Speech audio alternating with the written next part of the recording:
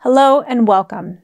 Thank you for joining me in this Buddhism 101 talk about the life of Shakyamuni Buddha. My name is Rosalie May. I am a minister's assistant with Tokudo ordination at the Seattle Bon Buddhist Temple. Please join me in Gassho, with palms together, for a reading from our founder, Shinran Shonin.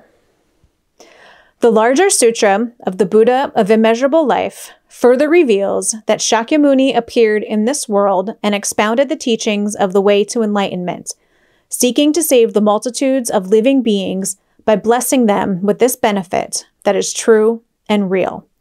Namo Amida Butsu, Namo Amida Butsu, Namo Amida Butsu, Namanda.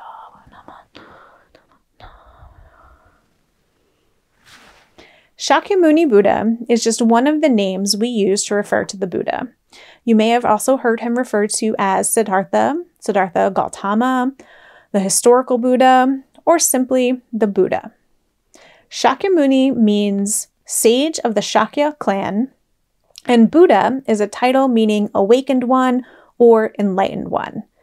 We tend to use Shakyamuni Buddha here at the temple to differentiate him from all of the other Buddhas.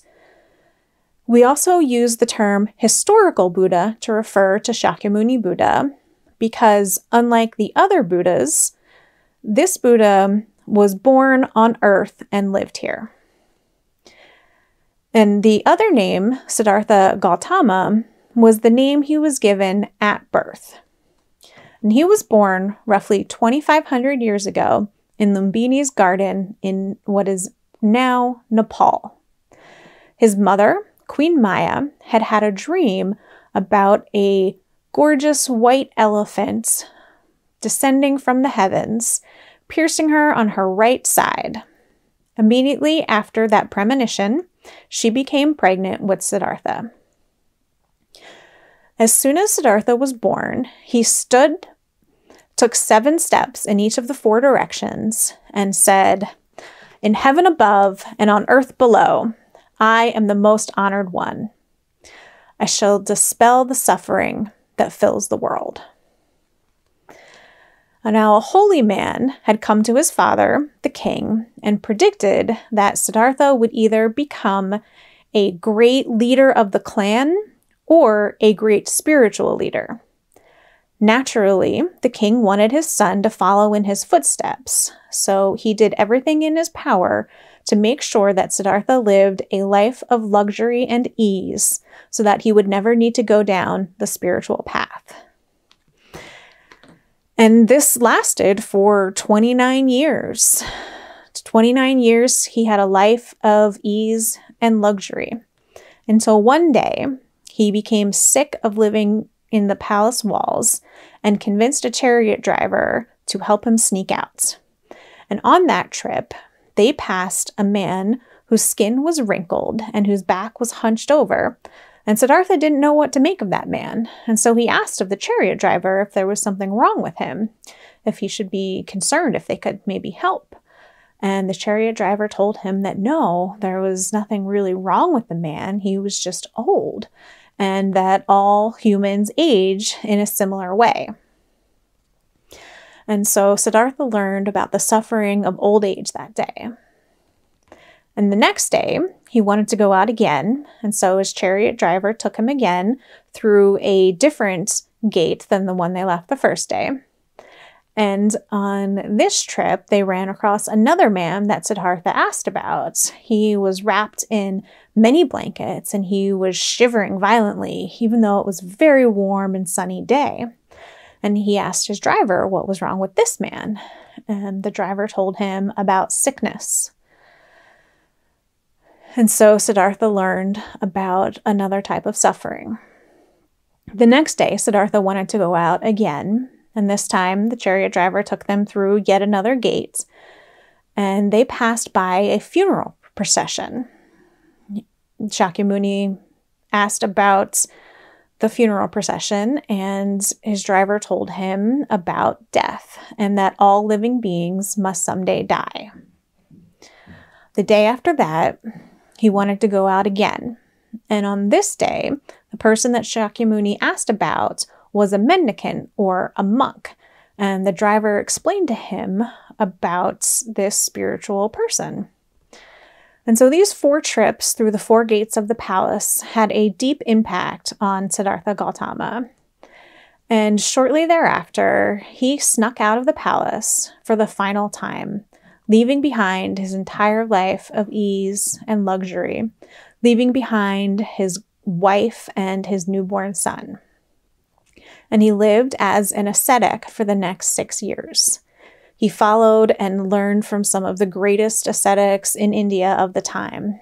And it was a time of strict discipline and self-denial. He was homeless. He didn't have any possessions. He endured very extreme fasting. And so one day he realized that 6 years of extreme suffering hadn't brought him any closer to some kind of answer than his life of extreme luxury had. And so he decided he needed to make a change. And he broke his fast, sat down under a tree, a Bodhi tree, and vowed to stay there in meditation until something changed, until he had some answer. And he did. He stayed meditating under that tree for 49 straight days until something clicked in his mind and he was freed from this world of illusion. And he woke up to the truth. He became enlightened, as we say, at 35 years of age. And he then spent the next 45 years of his life traveling around, sharing his teachings with everyone who wished to listen. And he understood that different people need to hear different stories or different teachings. And so he didn't give the same lesson over and over and over again. Instead, he told different stories, different parables, if you will, every place he went, all pointing to the same truth, the same Dharma, but with different ways of telling it. And his followers listened deeply and memorized the teachings so that after Shakyamuni Buddha died, they could continue passing his teachings along. And so they turned his teachings into chants, so they were easier to pass along. And eventually they were written down and called sutras. And to this day, we still chant the sutras of Shakyamuni Buddha here at the temple. If you would like to learn more about the contents of the sutras and what it was that Shakyamuni Buddha taught, there will be another video lesson for that.